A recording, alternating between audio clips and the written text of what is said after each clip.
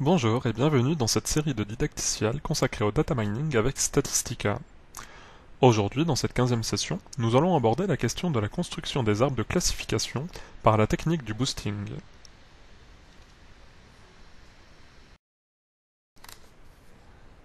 Nous allons poursuivre avec les données de credit scoring que nous avons nettoyées et préparées pour l'analyse.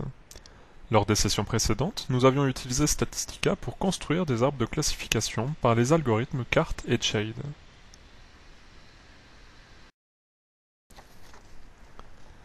Au cours de cette session, nous allons parler du boosting d'arbres, des options d'analyse, des paramètres d'arrêt, et nous verrons un exemple dans Statistica.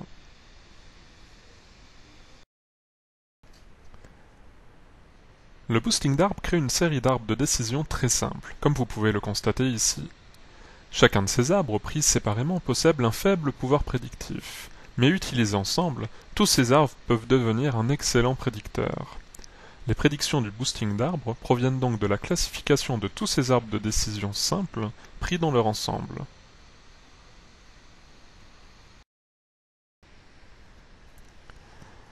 Le taux d'apprentissage est fixé à 0,1 par défaut. Différents travaux de recherche ont montré que le meilleur modèle était obtenu avec un taux d'apprentissage de 0,1 ou moins. Le nombre de termes additifs représente le nombre d'arbres que vous souhaitez générer. Par défaut, 200 arbres vont être construits.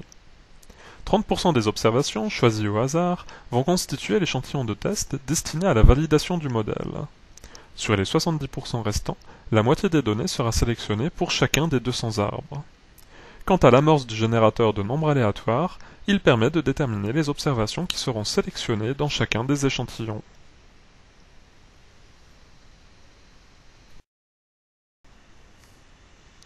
Les paramètres d'arrêt servent à contrôler la complexité des arbres construits à chaque itération.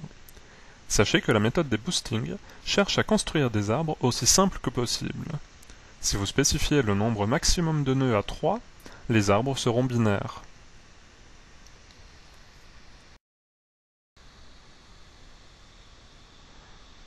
Dans Statistica, vous trouverez le boosting d'arbres dans l'onglet Data Mining. Puisqu'il s'agit d'un problème de classification, je vais sélectionner l'option Analyse de classification. Pour la variable dépendante, je choisis le dossier de près. Dans une session précédente, nous avions sauvegardé les variables importantes sous forme de groupe, ce qui permet de simplifier la sélection des variables. Nous pourrions éventuellement spécifier des coûts d'erreur de classement. Et dans l'onglet Avancé, je vais garder les options par défaut, de façon à construire 200 arbres de décision. En cliquant sur le bouton OK, Statistica démarre le processus de construction des arbres.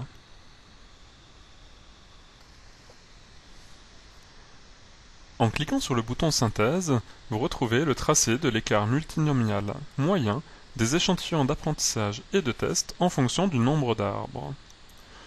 Nous pouvons également examiner le tracé de l'importance des prédicteurs pour connaître les variables les plus influentes lors de la construction du modèle de boosting d'arbres.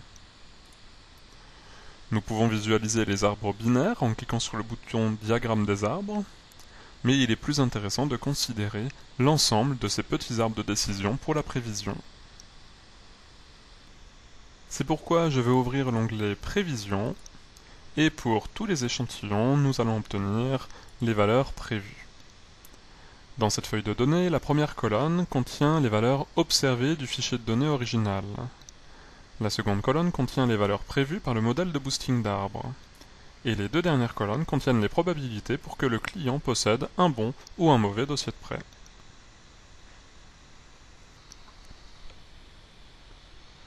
Puis, dans l'onglet Classification, vous pouvez cliquer sur le bouton Valeurs prévues versus observées par classe afin d'obtenir la matrice de classification des bons dossiers de prêt à partir du modèle, où on observe par exemple qu'il y a 85 bons dossiers qui ont été prédits mauvais.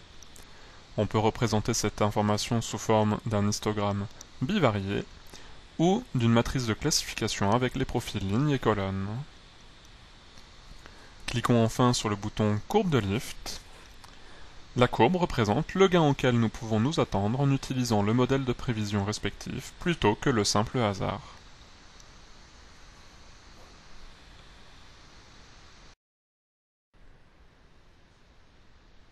Lors de la prochaine session, nous poursuivrons la construction des arbres de classification en utilisant les forêts aléatoires.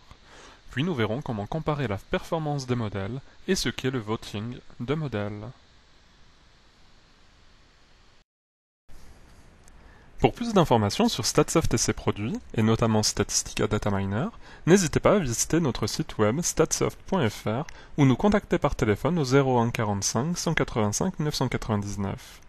Pour vous abonner à notre série de didacticiels, rendez-vous sur statsoft.fr/dmv. Merci et à la prochaine session.